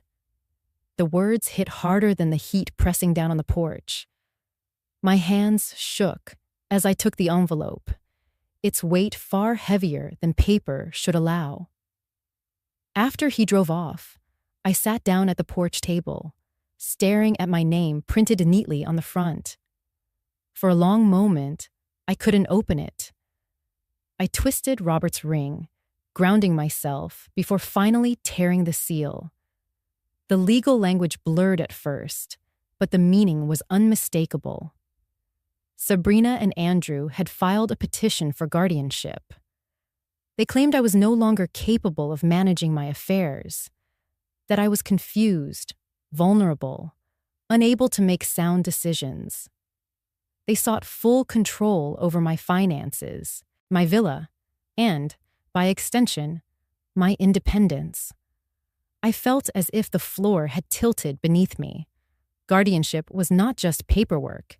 It was the theft of identity, the erasure of autonomy. In the eyes of the law, it would reduce me to a dependent, stripped of choice. I rose on unsteady legs, clutching the envelope, and went inside to call Victor. He answered on the second ring, his tone calm even as I stumbled over my words. "They filed it," I said, my voice breaking. "Guardianship. It's official." "Bring it to my office," he said firmly. "Right now. And Mary, don't panic. This is their opening move, not their victory." I drove with the envelope on the passenger seat, the ocean blurring past through the window. At Victor's office, I slid the papers across his desk, my hands trembling. He skimmed them quickly, his jaw tightening. "They're pulling out all the stops," he said. "They've named witnesses. David Foster, your neighbor. Noah Green, the pharmacist. And they've retained Dr. Alan Lehman, a psychiatrist known for writing unfavorable file reviews without ever meeting the subject." My stomach dropped. "So it's begun." "Yes," Victor said evenly. "But we're prepared. Laura Perez's wellness report clears you. Nurse Elaine will testify to your health. Paula's financial analysis dismantles their claims of mismanagement. And you, your clarity, your independence, will be the strongest evidence of all." I sat back, breathing hard. Andrew signed this. His name is right there. Victor's eyes softened, but his voice was steady. "I know. And it hurts. But remember, the law doesn't measure pain. It measures evidence. Let's make sure ours is stronger." I twisted Robert's ring until it pressed into my skin. "They want to strip me of the life we built. But I will not hand it over." That evening, back at the villa, I spread the guardianship petition across the dining table, where so many battles had already begun. I read every word slowly, forcing myself to see the accusations clearly. They described me as fragile, confused, incapable. They described a woman I did not recognize. I walked to Robert's photograph, the candle still on the altar. "They think they can erase me with words on paper," I whispered. "But I am not erased. I am still here." Would you have felt fear seeing your own child's name on a petition to take your freedom? Or would you, like me, feel fear ignite into fury? The cameras blinked outside. The waves pounded the shore, and I pressed the ring like a shield. They had made their move. Now, it was my turn to answer. The petition lay heavy on my table for 2 days before Victor called me back into his office. By then, I had read it so many times that the words had etched themselves into my skin. Each accusation, each line about my supposed frailty and confusion, burned like acid. But Victor had news that steadied my hand as I twisted Robert's ring. "They overplayed," he said, sliding a new file across the desk. "And we have proof." I opened the file to see a signed statement. The name at the bottom made my breath catch. Noah Green, the pharmacist. He had been listed as one of their witnesses, claiming I had once forgotten prescriptions, that I repeated myself at the counter. But now his statement told a different story. Noah admits Sabrina tricked him. Victor explained. She told him you needed extra help, that you were slipping. He signed her prepared statement without realizing what it implied. When I showed him Laura Perez's wellness report, he realized he'd been used. He's withdrawn his testimony. Relief loosened the knot in my chest. One less stone in their wall. Exactly, Victor said. And then there's David. My stomach tightened. He agreed to help them. He did, Victor said calmly. But now, cracks are forming. Paula discovered emails between Sabrina and David, thinly veiled promises of commissions if the villa were sold. That makes his testimony biased. If he goes to court, we'll present those emails. A judge won't tolerate that kind of conflict of interest. I closed my eyes, the weight of betrayal pressing heavy. My own neighbor, lured by greed. But knowing his weakness could also undo their case gave me strength. And Dr. Lehman? I asked. Victor's eyes narrowed. He's notorious for writing file reviews without seeing the patient. We'll counter with Nurse Elaine's records and Laura Perez's report. Plus, we'll bring in Dr. Moore, an independent examiner with a spotless reputation. If you pass his evaluation, their file review will crumble. The strategy was clear now, the pieces forming a defense stronger than any I could have imagined. Still, the pain lingered. Andrew's name at the top of that petition was the deepest cut of all. They're building their case on lies, I said softly, and my son is letting them. Victor's gaze softened. Mary, I won't pretend this isn't brutal. But you're not fighting Andrew the boy. You're facing Andrew the man who has chosen silence. And silence can be broken by truth. I pressed Robert's ring, hearing again Andrew's childhood voice in memory. Mom, you're my VIP. How far away that voice felt now, drowned beneath Sabrina's ambition. Back at the villa, I gathered my allies. Clara sat at the kitchen table with me, her hands folded. They can twist neighbors, pharmacists, even doctors for hire. But they can't twist the truth of who you are. Nurse Elaine arrived later, her presence steady. She handed me copies of my medical records. Blood work, blood pressure, mental status checks, all normal. Anyone who says otherwise is lying. And I'll say that under oath. Paula dropped by with her laptop, the glow of the screen illuminating rows of figures. See here, she said, pointing at a graph. Transfers from your account line up almost perfectly with deposits into theirs. It's a siphon, clear as day. Each piece of evidence felt like a brick, building a wall of my own. A wall not of lies, but of truth, stronger than their paper fortress. That night, I sat by Robert's altar, laying the documents before his photograph like offerings. They tried to erase me with words, I whispered, but I have my own words now, my own proof.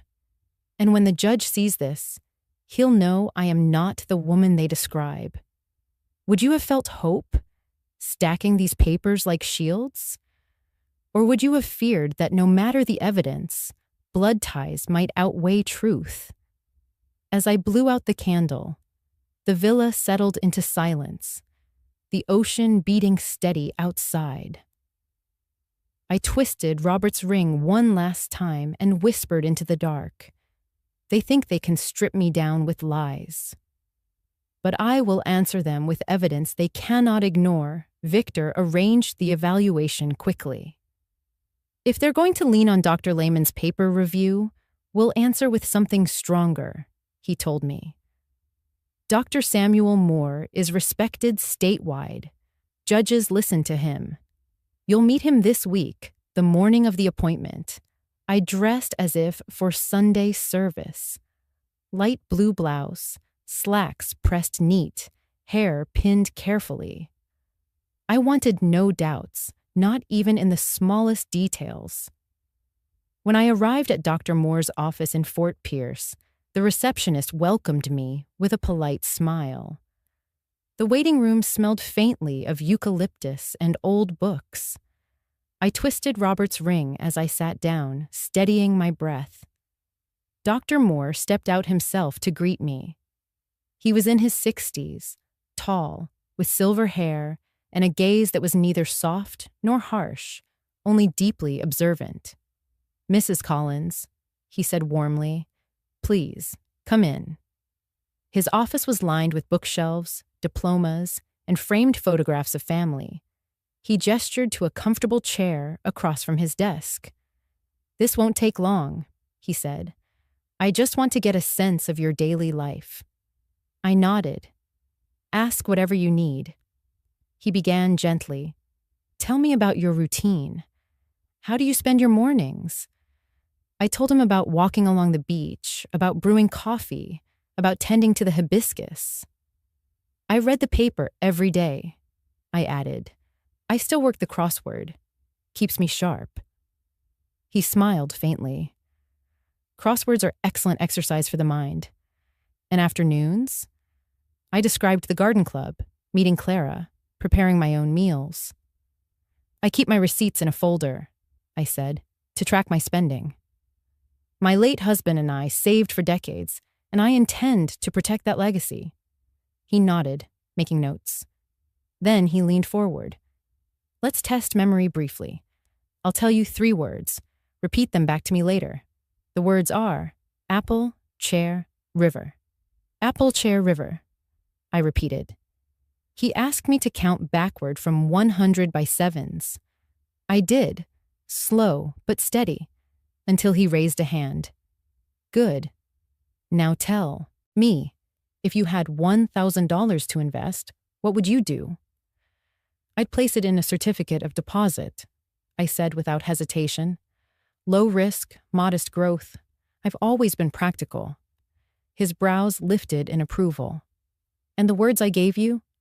"Apple, chair, river," I answered easily. The session went on like that. Logic puzzles, questions about current events, short memory tests. At one point, he asked me to draw a clock showing 10 past 11. My hand was steady as I sketched it. When we were done, he leaned back in his chair, folding his hands. "Mrs. Collins, I want to be clear. You are fully competent. You are articulate, logical, and capable of managing your affairs. There is no sign of cognitive decline.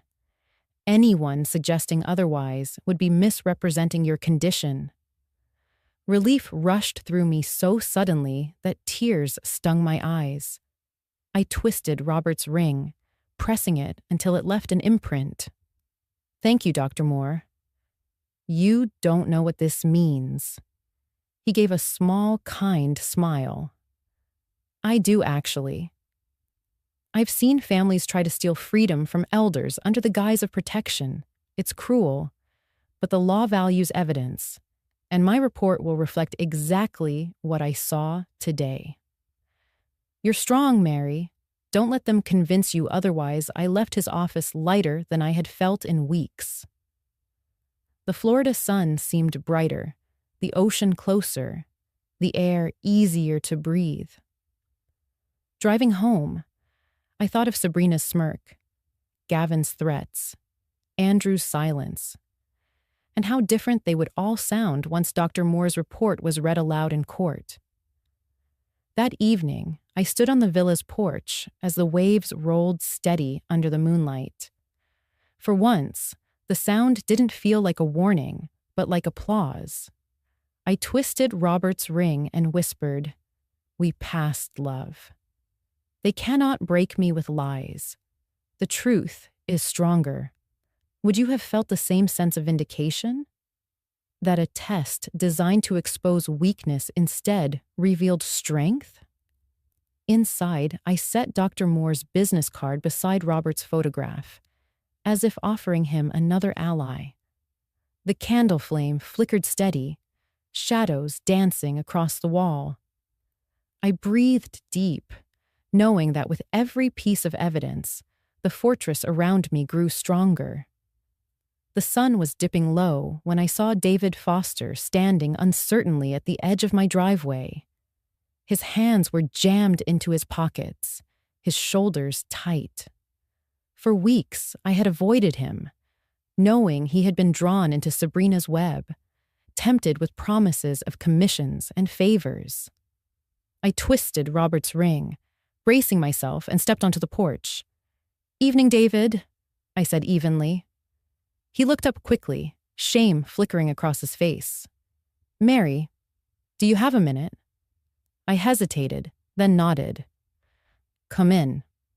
We sat at the dining table, the same place where Gavin had once laid out his papers, where Paula had spread her spreadsheets, where Elaine had taken my vitals. The table had become a battlefield, and now David sat across from me, restless and pale. "I owe you the truth," he said finally. His voice cracked a little, and he cleared his throat. "Sabrina came to me weeks ago. She said you were slipping, that you weren't managing the villa anymore. She told me if I testified for them, if I said I'd seen signs of confusion, I'd be rewarded. They promised me the listing if the villa was sold." His eyes dropped to the wood grain of the table. At first, I thought maybe it was harmless. Maybe just exaggerating a little. But then I saw you, walking the beach at dawn, handling your garden, keeping this place immaculate. I saw you more clearly than I wanted to admit, and I realized I was about to sell out my neighbor for 30 pieces of silver. The words hung heavy between us. I twisted the ring hard. "And what changed your mind?" He swallowed. "Two things. First, I read the petition. I saw how far they were willing to go. It wasn't just about property. It was about erasing you. That's when I realized I couldn't live with myself if I played along. And second," his voice faltered. "Second, I thought about my own mother. She raised me alone after my father walked out. If someone tried to strip her of her dignity the way they're trying to strip you, I'd never forgive myself for standing silent." The rawness in his voice startled me. I studied his face, searching for deception, but all I saw was regret. "I can't undo what I almost did," he continued, "but I can testify now. I can tell the court what really happened, how Sabrina pressured me, how she tried to bribe me. If you'll let me, I'll be your witness." Relief washed through me, but it was tangled with sorrow. "You should have said no from the beginning," I whispered. "I know." His eyes met mine, filled with remorse. "And I'm sorry, truly sorry. But if you give me the chance, I'll make it right." I leaned back, twisting Robert's ring. "If you tell the truth, David, not for me, but for your own conscience, then maybe it will matter. Maybe the court will see them for who they are." He nodded quickly. "I'll talk to Victor. I'll sign whatever statement he needs. I don't care about commissions anymore. I just want to set it right." For a long moment, silence filled the villa. The ocean outside beat against the shore, steady and relentless. I studied the man across from me, not the neighbor who had betrayed me, but the one who had finally chosen truth over greed. "Very well," I said at last. "Speak the truth, David. Not for me, not even for the villa, but because lies should never win." His shoulders sagged with relief. "Thank you, Mary. You won't regret this." After he left, I lingered at the table, pressing the ring against my skin. "Robert," I whispered, "the walls of lies are starting to crack. One voice may not bring them down, but it's a beginning would you have trusted him again if you were me? Or would you have shut the door forever?" That night, I stood at the porch, watching the surf glow silver under the moon. The villa stood behind me, guarded by locks and cameras. But it was the shifting of human hearts that felt like the truest defense. David had crossed the line back to truth, and in the battle ahead, his voice might be the one that tipped the scales. It was late on a Sunday night when the voicemail came. I had left my phone charging on the kitchen counter, the screen glowing faintly in the dark. I didn't hear it ring, only noticed the missed call in the morning when I poured my first cup of coffee. My breath caught when I saw the name, Andrew. My finger hovered over the screen for a long moment before pressing play. His voice spilled into the quiet kitchen, unsteady and broken. "Mom, it's me. I don't even know why I'm calling. Sabrina doesn't know I'm doing this. She'd kill me if she found out. His words stumbled over themselves, heavy with exhaustion. I'm scared.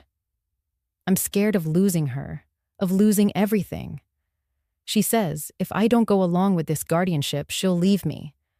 And I can't handle that." I twisted Robert's ring, my hand trembling. Andrew's voice cracked. "I know it's wrong. I know you're not what she says you are. You've always been strong, Mom, smarter than anyone gave you credit for. But I feel trapped. If I stand up to her, I lose her. If I stay with her, I lose you. Either way, I lose something, and I'm too weak to choose right." Silence stretched for a few seconds, only his ragged breathing audible. Then he whispered, "I'm sorry. I'm so sorry for what I've done, for standing there while Gavin pushed those papers in front of you, for letting Sabrina talk to you that way. You didn't deserve it. You never deserved it. I wish I was stronger. I wish I was still the boy who told you you were my VIP. But I'm not. I don't even know who I am anymore." The message ended abruptly, as if he had run out of words or courage. I sat frozen, the coffee cooling in my hand, my chest aching with 1,000 conflicting emotions. I replayed the message twice, then a third time, letting every word cut deeper. His fear, his weakness, his apology, it was all there. Yet so was his betrayal. The boy who once whispered love into my ear was now the man who left me to fight alone. Later that morning, I drove to Victor's office with my phone in my purse. When I arrived, I handed it to him, my fingers reluctant to let go.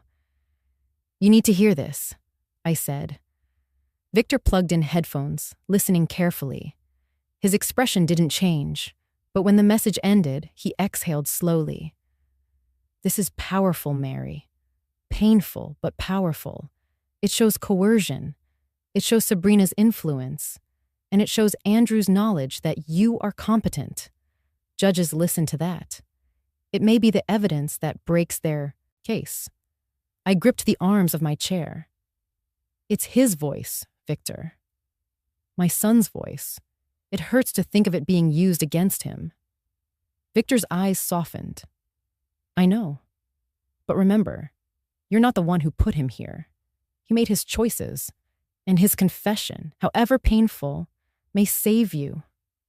I closed my eyes, hearing again Andrew's words. "I wish I was still the boy who told you you were my VIP." My throat tightened. "Do you think he meant it?" "I think," Victor said gently, "that for a moment, the truth slipped past his fear.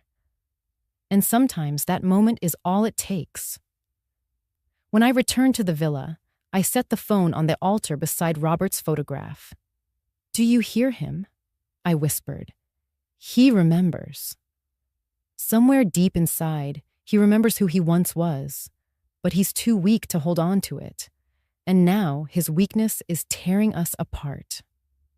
That night, I lay awake listening to the ocean crash against the shore, Andrew's voice echoing in my head. His apology gave me no comfort, only a sharper ache. It was like pressing a hand against a wound, necessary, but unbearable.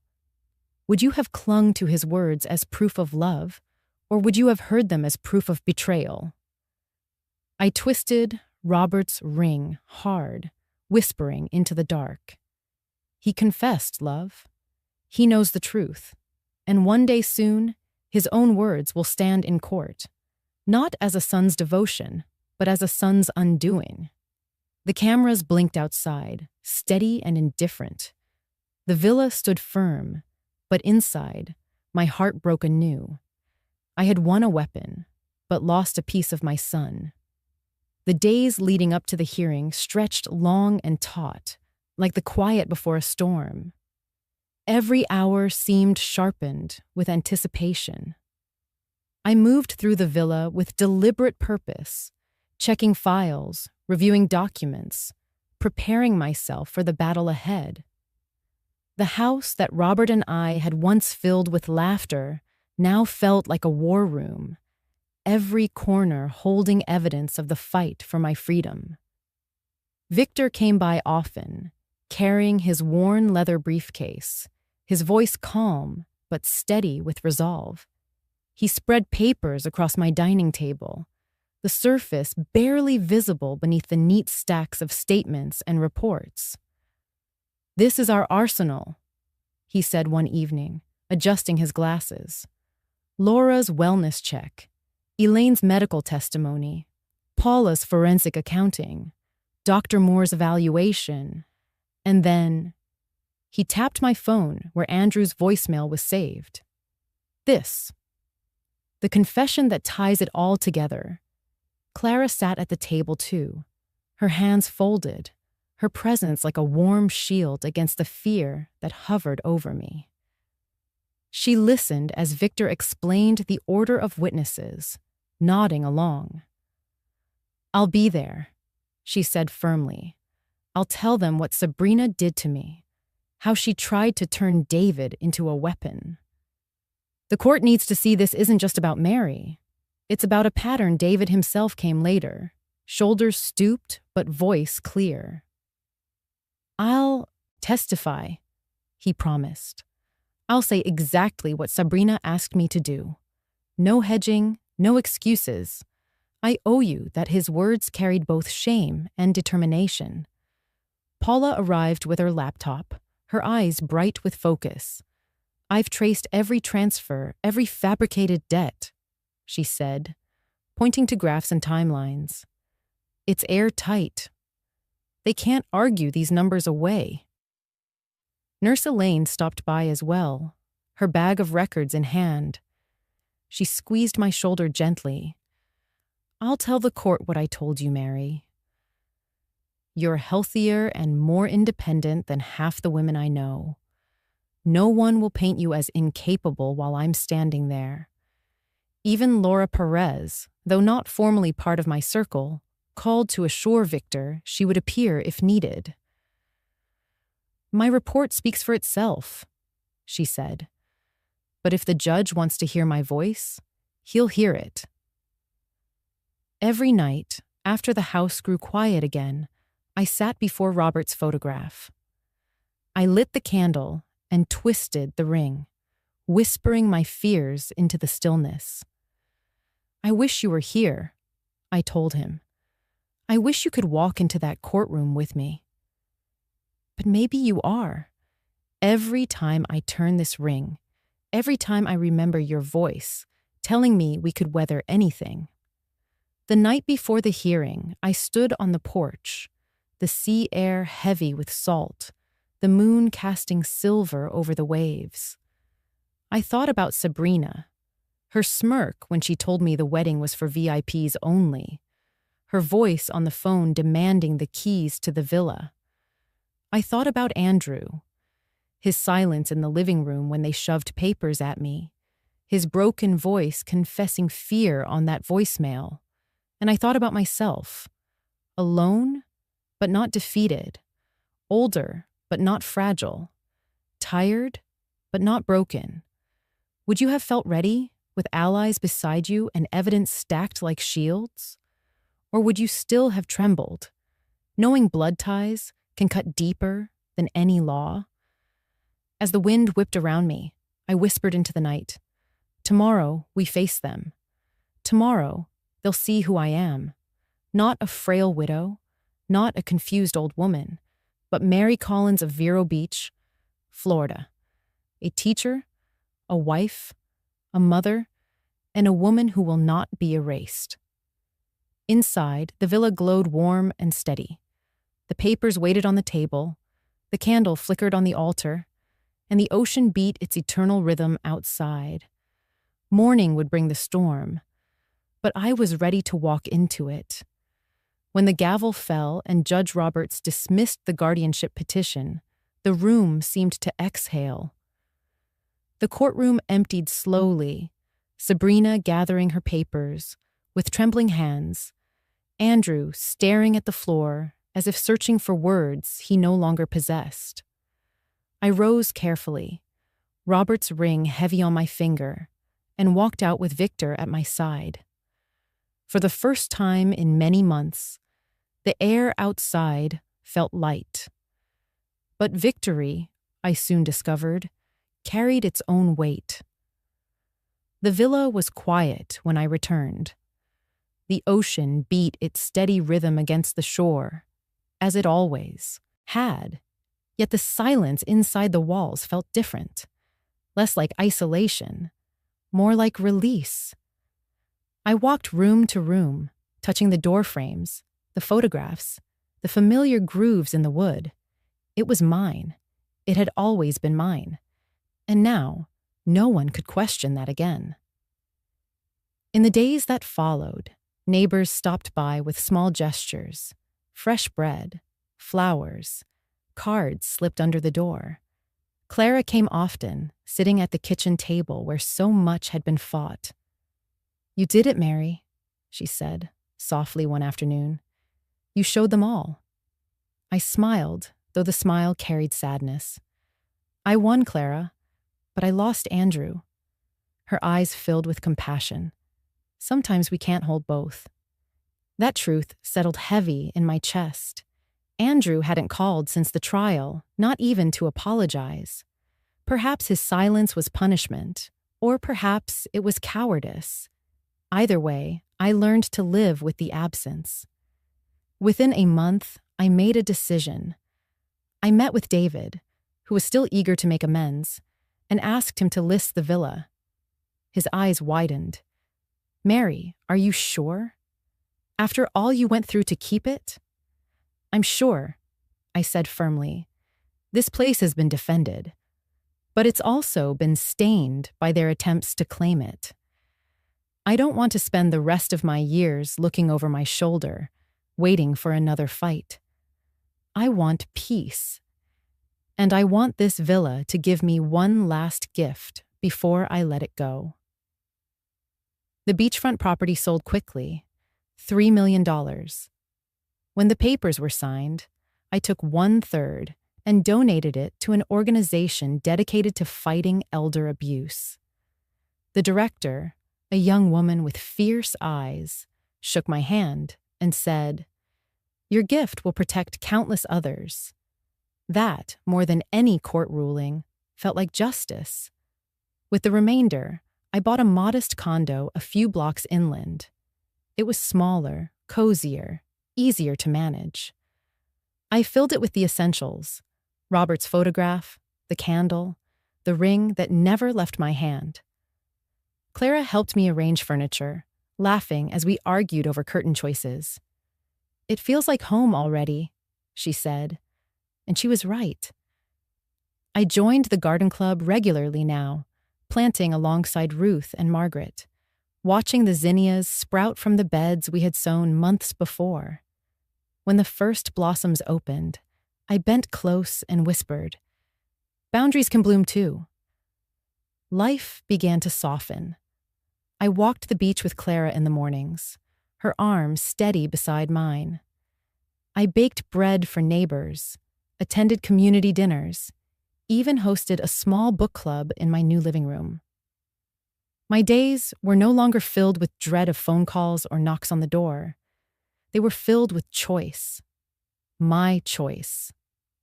Still, sometimes, the ache of Andrew's absence returned. One evening, months after the trial, he appeared at my door. He looked older, thinner, the arrogance drained from his face.